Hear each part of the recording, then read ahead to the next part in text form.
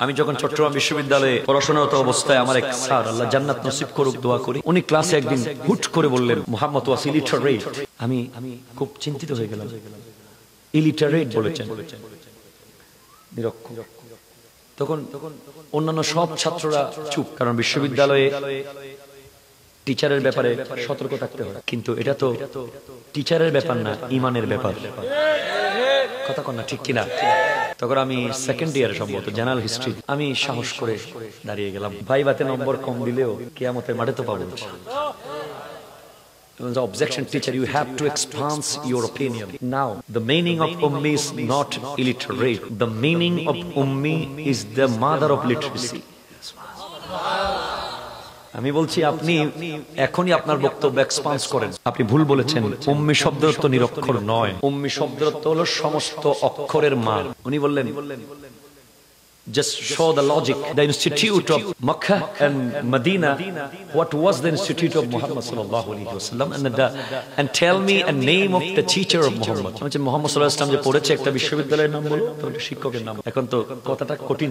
তুমি যে বললে উনি লেখাপড়া জানে, সব জানে, উনি কার কাছে করছে একজনের নাম বলো। আমি তো সব বই পড়েছি, কোথায় তো পাইলাম না। আমি তখন স্যারকে বললাম, স্যার আমরা ছোটবেলায় মাদ্রাসায় একটা বই পড়েছি, তালিমুল মুতাআল্লিম, সেখানে একটা কথা পড়েছি, মান তাআল্লামা হরফান ফাহুয়া মাওলা, যে তোমাকে একটা শব্দ পড়াবে সে তোমার মওলা। মওলা মানে কি?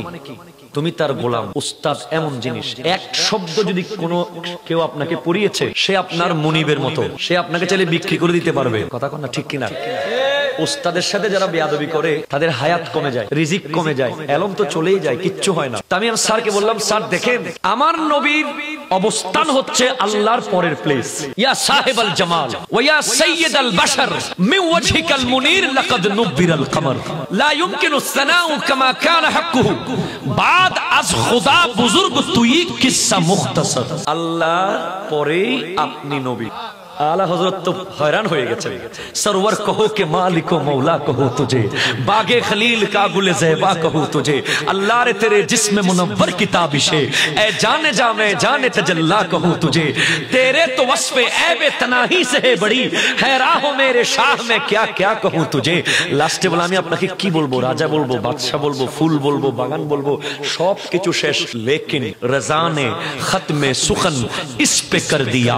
आला हजरत কথা শেষ করে দিচ্ছে, আর শব্দ খুঁজে পাচ্ছে না আপনার শানে ইউজ করার মতো। খালিক কা বান্দা খালক কা আকা কহু তুঝে। আপনি হলেন আল্লাহর বান্দা, কায়নাতের আকা। আমি বললাম যদি আমার নবীকে কেউ এক শব্দ পড়াতে পারত, সে উস্তাদের মর্যাদা পেয়ে যেত, এবং সেই কারণে সে আমার নবীর চেয়ে এক লেভেল উপরে চলে যেত। সেটা আমার আল্লাহ পছন্দ করেন না, তাই কোন টিচার রাখেননি, কোন বিশ্ববিদ্যালয়ে যেতে হয়নি। আমার নবীকে আল্লাহ আর রহমান আল্লামাল কোরআন, কোরআনের জ্ঞান দিয়েছেন। আর কুল্লু সাগীরিন ওয়া কাবীরিন মুস্তাতার, কোরআনের ভিতরে সমস্ত ছোট বড় বিষয়, কায়নাতের সবকিছু আল্লাহ দিয়ে দিয়েছেন। তখন বলছেন কোরআনে সব আছে না? ইয়েস স্যার, সব আছে। জাস্ট শো মি এক্সাম্পল, উদাহরণ দাও। চলতেছে ডিবেট, বাক বিতান্ড বারুদের মতো চলতেছে। আমি বলতেছি না, শাহিন শাহ সিরিকুট বলাচ্ছে। আরো জোরে বলেন না সুবহানাল্লাহ। আমি বললাম স্যার আপনাকে প্রমাণ করতেছি আপনার বিজ্ঞান কোরআনের অনুসরণ করে, কোরআন বিজ্ঞানের অনুসরণ করে না। কথা কোন ঠিক কিনা বলেন না? বিজ্ঞান যেটা 1400 বছর পরে বের করতেছে, 1500 বছর আগে কোরআনের আয়াতে আমার আল্লাহ সেটা নাজিল করে দিয়েছে। যদি বলে কি বলো কি, আমি বললাম দেখেন নিকোলাস কোপারনিকাস জ্যোতির্বিজ্ঞানী, সে বলেছে পৃথিবী সূর্যের চারিদিকে ঘুরে। প্রায় 200 বছর মানুষ ভুলের উপরে ছিল। এরপর আরেকজন বিজ্ঞানী টলেমি এসে আবিষ্কার করলো না, পৃথিবী ঘুরে না, সূর্য ঘুরে। কথা কন না, ঠিক কিনা? লাস্টে দুজনেই ভুল করলো, লাস্টে প্রমাণ হয়ে গেল সূর্যও ঘুরে না, পৃথিবীও ঘুরে না, প্রত্যেকে আপন আপন কক্ষপথে চলে। আর কোরআনুল কারীমে সূরা ইয়াসিনের মধ্যে আমার আল্লাহ বলে দিয়েছেন ওয়া কুল্লুন ফি ফালাকিন ইয়াসবাহুন। আরো জোরে। আমার স্যার সেদিন মানতে বাধ্য হয়েছে। এরপর থেকে স্যার আমাকে দেখলে বলতো আপনি তো আমার গুরু। আল্লাহ ওনাকে হায়াত দারাজ করুক, আমিন বলেন। আমার নবী নিরক্ষর নন, নাউজুবিল্লাহ। আমার নবী সমস্ত অক্ষর জ্ঞানের মূল। কারণ কি, ইমামে বুখারী ওনার বুখারী শরীফের প্রত্যেকটা অধ্যায় অধ্যায়ের মধ্যে শিরোনাম এনেছেন, কিতাবুল ইলম এনেছেন, কিতাবুল যাকাত এনেছেন, কিতাবুল মাগাজি এনেছেন, এইভাবে এনেছেন, কিতাবুল ঈমান এনেছেন। উনি একটা হাদিস কিতাবুল ইলমের ভিতরে এনেছেন, যেটা উনি অন্য অন্য অন্য অধ্যায়ে আনতে পারতেন, কিন্তু ইলমের ভিতরে এনে দিয়েছেন। কারণ জানেন যে কতগুলো বেয়াদব বের হবে। সেই হাদিসটা কি?